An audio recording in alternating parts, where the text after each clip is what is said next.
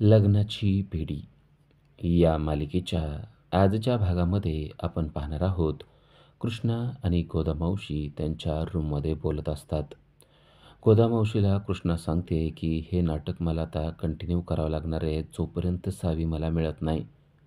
आणि तेवढ्यात त्यांच्या रूमचा दरवाजा धाड धाड वाजलेला आहे. आपलं बोलणं कोणी ऐकलं तर नसेल ना, अशी शंका आता कृष्णा आणि गोदामावशीला आलेली आहे. नक्की कोण दरवाजा वाजवत आहे, असा प्रश्न त्यांना पडलेला आहे. कृष्णा गोदामावशीला सांगते की पटकन जाऊन दरवाजा उघड, आपलं बोलणं कुणी ऐकलं तर नसेल ना, आणि तो व्यक्ती कोण आहे हे पाहणं गरजेचं आहे. कृष्णा आणि गोदामावशी दोघी पण सिरियस झालेले आहेत. इकडे मधू आणि शकुंतला या एकमेकीशी बोलत आहेत. मधू शकुंतला सांगते की या कृष्णाचा देखील आता मला राग येऊ लागलेला आहे. कारण ही कृष्णा दिसते सिंधूप्रमाणेच आणि त्यामुळेच राघव आता तिच्या खूपच जवळ जाऊ लागलेला आहे. राघवने तिला गुंडाच्या तावडीतून सोडवलं ती गोष्ट मला काही पटलेली नाही आहे. या कृष्णाला या घरातून लवकरात लवकर हाकलून दिलं पाहिजे असं मला वाटतंय. तेव्हा शकुंतला चिडते आणि म्हणते, तुम्हाला जे काय करायचं आहे ना ते लवकर करा. मी तुम्हाला मागं देखील सांगितलेलं आहे. तुम्हाला मी सांगून ठेवते की आता तुमची नाटकं मी जास्त ऐकून घेणार नाही.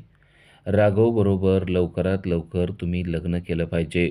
तुमच्या डोक्यावर अक्षदा पडलेल्या मला बघायच्या आहेत आणि जर का हे काम तुमच्याच्याने होत नसेल तर मला वेगळा विचार करावा लागेल, अशी धमकी शकुंतलानं दिलेली आहे.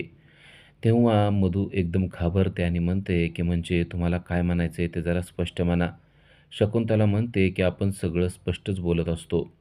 आपल्याला अस्पष्ट बोलायची सवयच नाही आहे. मी तुला स्पष्ट सांगते की तू जर का आता राघवच्या जास्त जवळ गेली नाहीस किंवा त्याच्याशी लग्न करू शकली नाहीस तर तुझं हे सगळं गुपित एके दिवशी मला पोलिसांना सांगावं लागेल आणि तुला रत्न पारखीच्या घरातून डायरेक्ट सरकारी घरात जावं लागेल. ही गोष्ट लक्षात ठेव. तू कोणता गंभीर गुन्हा केलेला आहे ना ते आपल्याला चांगलं माहिती आहे. त्याचबरोबर हे रत्न पारखींचं जे पिल्लू माझ्या घरात ठेवलेलं आहे ना त्यालासुद्धा मी तुमच्या घरी आणून सोडेल. त्यामुळं मधुरानी आता कसं वागायचं आहे ते तुम्ही ठरवा आणि दरवेळेस मला सांगू नका की मी काय करू ते. आता काय करायचं आहे ते तुमचं तुम्ही ठरवायचं.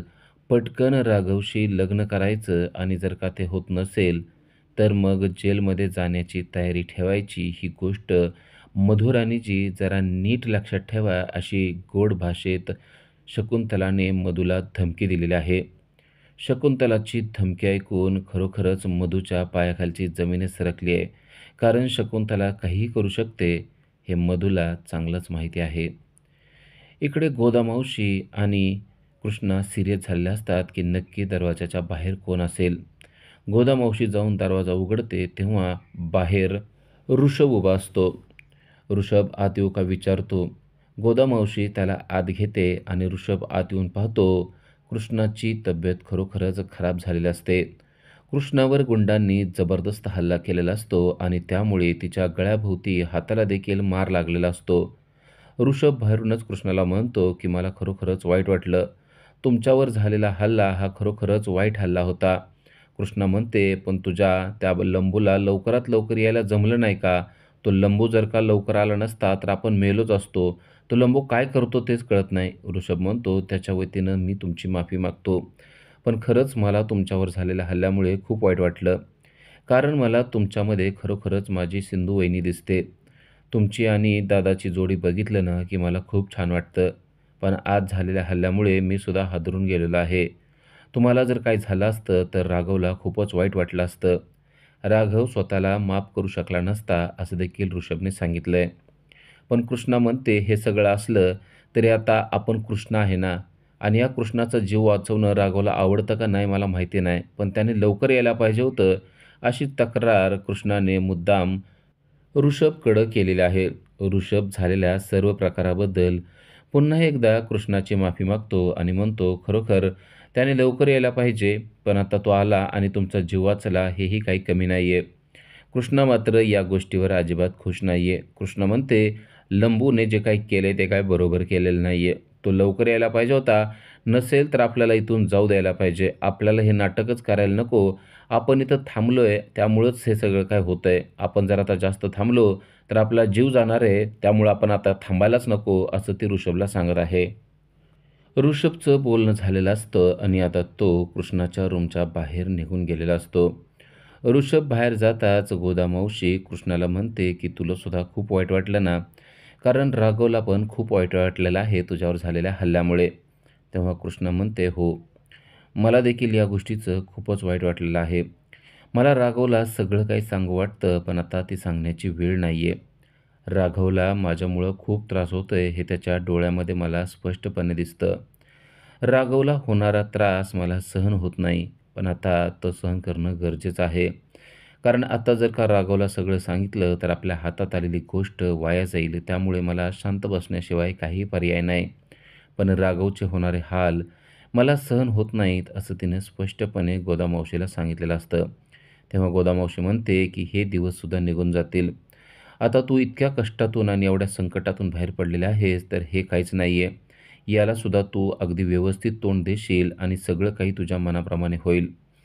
इकडे त्यानंतर गोदामावशी आणि रेश्मा स्वयंपाक करत असतात. तेव्हा गोदामावशी मुद्दाम रेश्माला प्रश्न विचारते की ह्या मधुराणी कोण आहेत आणि ते या घरामध्ये का राहतात?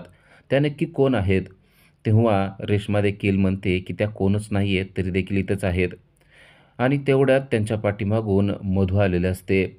मधूने रेश्माचं आणि गोदामावशीचं बोलणं ऐकलेलं असतं. त्यामुळे रेश्मा एकदम घाबरून जाते. मधू स्वतःच एक्सप्लेनेशन देते की मी विनूची आई आहे आणि विनू हा माझा आणि राघवचा मुलगा आहे. त्यामुळं मी या घरामध्ये राहू शकते. तेव्हा रेश्मा आता तिच्याविषयी चांगलं बोलायला लागते आणि गोदामावशीला म्हणते की हो, मधू ना आमच्या रुक्मिणीताईंची सगळ्यात फेवरेट आहे. तेव्हा मधू चिडते आणि म्हणते मी फक्त त्यांचीच फेवरेट नाही आहे, या घरातल्या प्रत्येक सदस्याची मी फेवरेट आहे. तेव्हा रेश्मा लगेच म्हणते हां, मला पण तेच म्हणायचं होतं की अहो या मधुराणी आहेत ना, आमच्या घरातल्या सगळ्यांच्या अगदी फेवरेट आहेत. म्हणजे असं म्हणा ना की रत्नपारखीचा अगदी ते जीवच आहेत. तेव्हा मधूला देखील खूप बरं वाटतं. मधू म्हणते या घरामध्ये माझं जे स्थान आहे ते कोणाचंच नाही असं जरी म्हणलं तरी चालू शकेल. मधू स्वतःची तारीफ स्वतःच करत असते. ही गोष्ट आता गोदाला सुद्धा समजलेली असते. गोदा मात्र तिच्या बोलण्याकडे आता जास्त लक्ष देत नाही आणि जेव्हा मधू निघून जाते तेव्हा त्या दोघीही हसायला लागतात. रेश्माने आता गोदाला सांगितलेलं असतं की ही बाई ना एक नंबरची डॅम्बिस आहे. अतिशय बेकार ही बाई आहे. तिच्या स्वार्थासाठी ती काही करू शकते आणि तिच्या स्वार्थासाठी कुठल्याही स्तराला जाऊन ते काम करून घेण्यामध्ये या बाईचा हातखंडा आहे.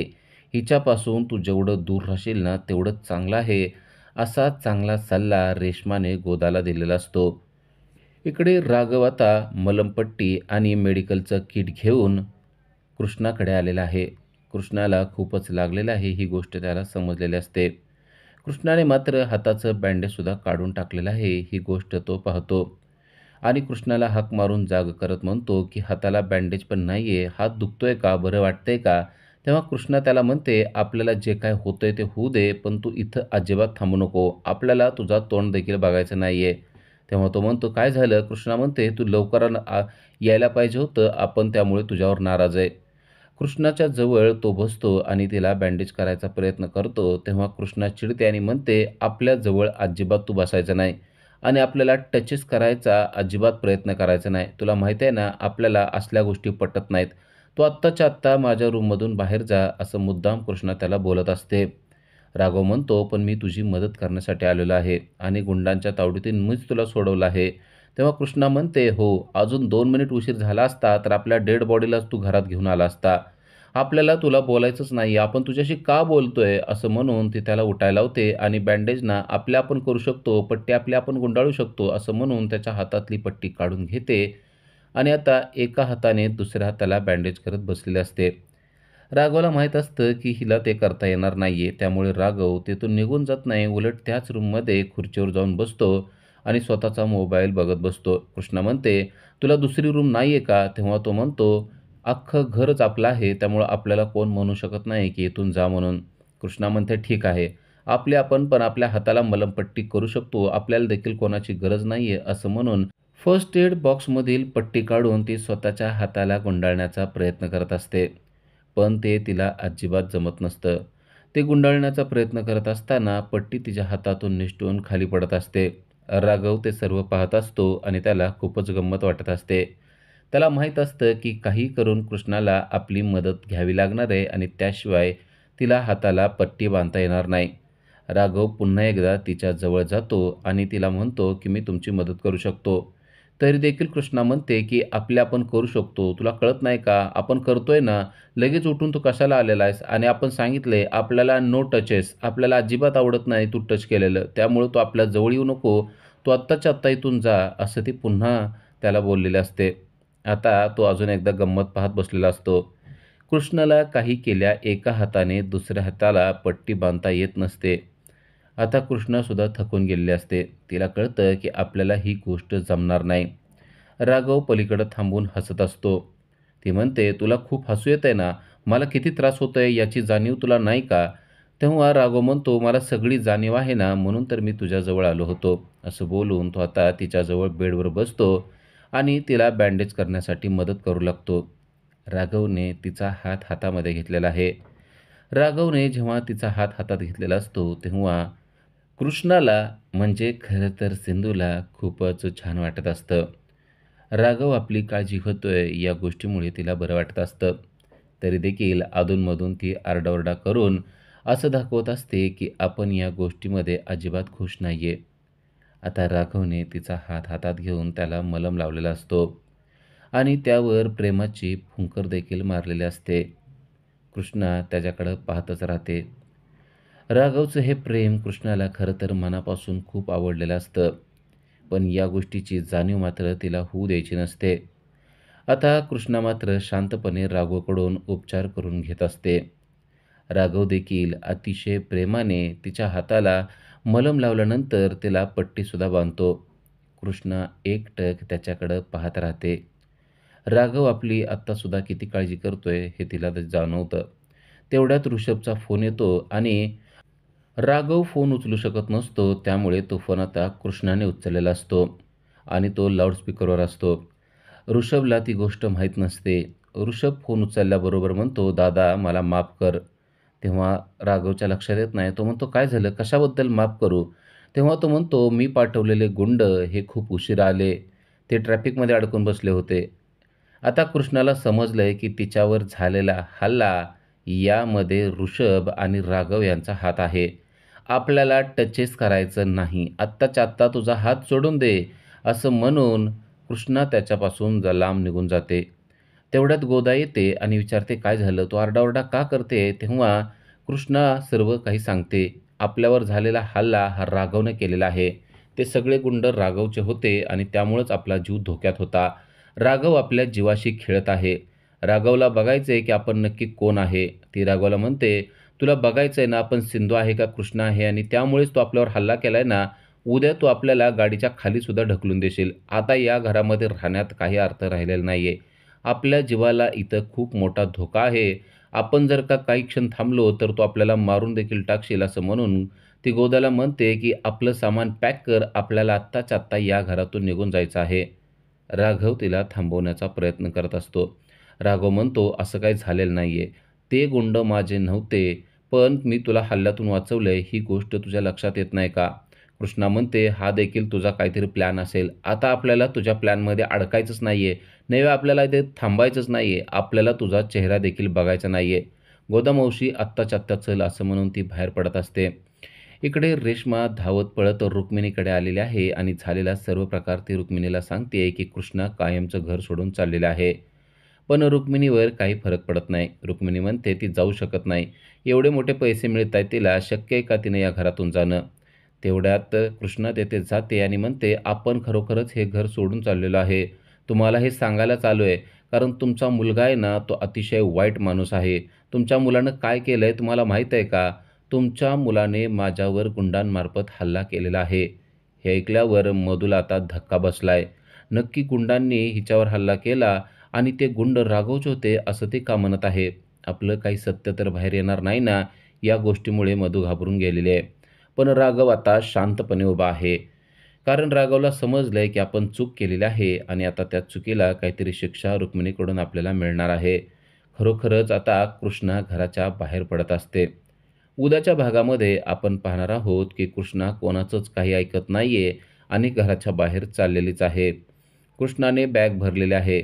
कोणाचंच न ऐकणारी कृष्णा मात्र आता एकाच हाकेनं थांबते, कारण कृष्णाला हाक मारलेली आहे ती म्हणजे राजश्रीने. राजश्री कृष्णाला म्हणते की खरोखरच तू मला सोडून चालली आहेस का? तुला माझी काही काळजी वाटत नाही आहे का सिंधू?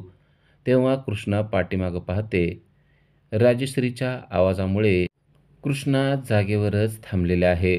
कृष्णाला माहीत आहे की या घरामध्ये सर्वात जास्त गरज राजश्रीला आहे. आपण जर का गेलो तर तिला खूप त्रास होणार आहे या गोष्टीची तिला जाणीव असते आणि त्यामुळं घर सोडणारी कृष्णा जागेवरच थांबते आणि पुन्हा माघारी येते. त्याचबरोबर ती गोदाशी एकांतात बोलत असते तेव्हा सांगते की आपल्याला राघवबरोबर फायटिंग करायला खूप बरं वाटतं. आणि तू पाहिलं ना, राघवला देखील माझ्याबरोबर फायटिंग करायला किती आवडतं. असा राघवचा स्वभावच आहे. त्याला माझ्याशी भांडायला खूप आवडतं, असं ती बोलत असते. तेव्हा मधू तेथे येते आणि म्हणते की म्हणजे राघवच्या स्वभावाबद्दल तुला काय माहिती आहे?